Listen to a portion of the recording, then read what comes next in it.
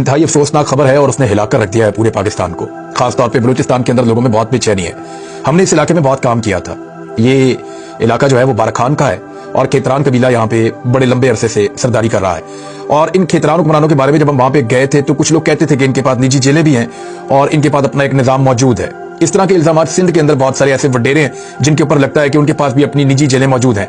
सरदार अरबाब गुलाम रहीम आपको याद होंगे, उनकी भी अपनी निजी जेलों का बड़ा तस्करा रहा। और बहुत सारे लोग हैं बलूचिस्तान में और सिंध में जो अपनी निजी जेलें रखते हैं और उनके अंदर लोगों को कैद कर देते हैं, गरीबों को, बेबस लोगों को और कमजोरों को। ये सारी चीजें हमें उस दौरान में पता चली जब हम वहां पे रिलीफ का काम कर रहे थे। और अब जो खबर आई है बड़ी अफसोसनाक है। चंद दिन पहले एक खातून की एक वीडियो आती है और वो वीडियो वायरल हो जाती है सोशल मीडिया पे।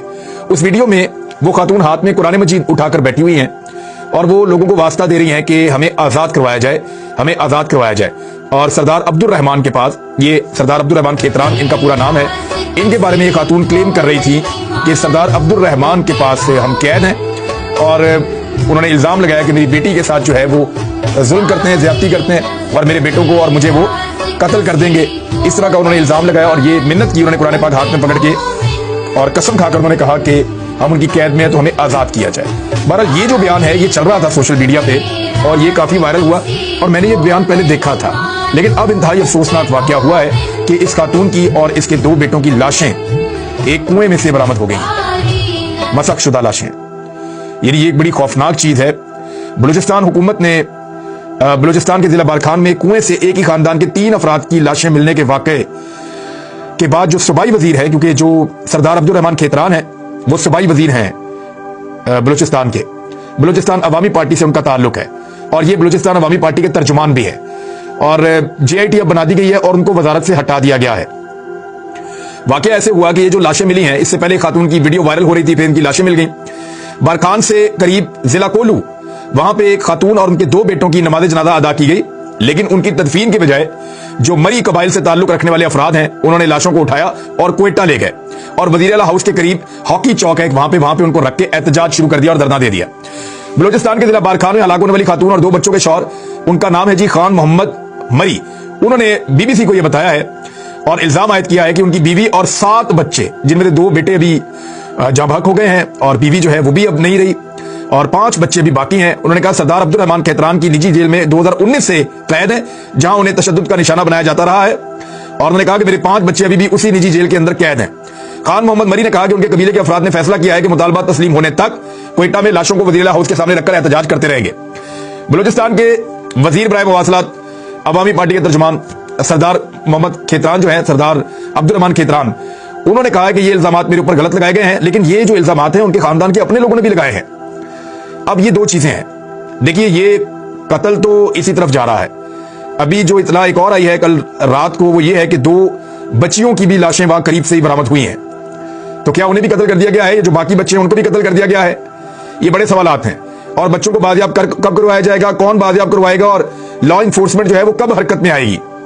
यानी इधर सियासी मामलात के अंदर हमारी फोर्सेज बहुत जल्दी जल्दी काम कर रही हैं, लेकिन ये इंसानी हकूक का मामला है जो पूरी दुनिया के अंदर पाकिस्तान का मजाक बनाएगा, पाकिस्तान की सुबकी का बायस बनेगा और इंतहाई अफसोसनाक वाकया है।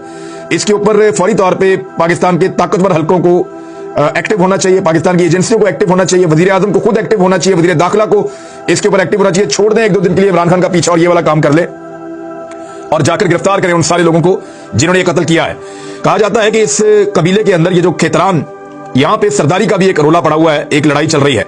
सरदार अब्दुल रहमान इस वक्त जिनके ऊपर ये इल्जाम है वो सरदार हैं और उनके खानदान के कुछ लोग उनको पसंद नहीं करते, उनको हटाकर बनना चाहते हैं। अब वो ये कह रहे हैं कि ये उन लोगों का काम है और उन्होंने मेरे ऊपर डाला है, जबकि वो उनके खानदान के लोग कह रहे हैं कि सरदार अब्दुल रहमान खेतरान की निजी जेल है, ये उनका काम है। लेकिन जिसने भी किया इन्होंने ही है। मेरे ख्याल में तो सबको गिरफ्तार कर देना चाहिए और कानूनी कार्रवाई की जानी चाहिए और ढूंढना चाहिए कि बाकी 5 बच्चे कहां हैं और जो मकतूला हैं और उनके 2 बेटे हैं उनको इंसाफ मिलना चाहिए। यानी बच्चों को भी मार दिया और मां को भी मार दिया और जो लाशें बरामद हुई हैं उसके बाद जो जनाजे के मनाजिर से बहुत बड़ी तादाद में लोग वहां मौजूद थे। जो खातून है उनका नाम गरानाज, जबकि उनके बेटों की शनाख्त 22 साल मोहम्मद नवाज और 15 साल अब्दुल कादिर के नामों से हुई है। बारखान पुलिस के सरबराह नूर मोहम्मद बड़ेच ने बताया कि इनकी लाशें हाजीकोट के इलाके में एक कुएं से बरामद की गई हैं। तीनों अफराद को गोलियां मारी गई, लेकिन जाए वकुआ से गोलियों के कॉल नहीं मिले। ऐसा लगता है कि तीनों लोगों को पहले कहीं और कत्ल किया गया और फिर उनकी लाशें लाकर यहां कुएं के अंदर फेंकी गई हैं। और खातून के शौहर खान मोहम्मद मरी ने अपनी बीवी और बेटों की जो तस्वीर शेयर की, उनमें खातून का चेहरा मसा है, यानी खराब किया हुआ है और चेहरे से इनकी शनाख्त मुमकिन नहीं है। और खान मोहम्मद मरी ने बताया कि हलाक किए जाने वालों में 22 साल मोहम्मद नवाज उनका सबसे बड़ा बेटा था। अब वो ये कह रहे हैं कि मेरे और बच्चे भी हैं, इस वक्त सरदार अब्दुर्रहमान खान केतरान की कैद में हैं। ये बहुत अफसोसनाक और बहुत दिल हिला देने वाली स्टोरी है।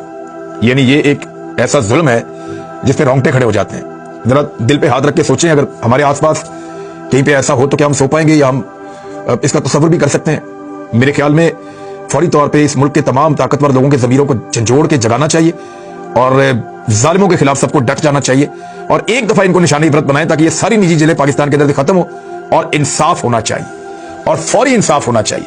वैसा नहीं होना चाहिए जैसा बलूचिस्तान में एक सरदार ने एक पुलिस वाले को गाड़ी के नीचे कुचल दिया और बाद में वीडियो होने के बावजूद बाइज्जत बरी हो गया। ऐसा नहीं होना चाहिए।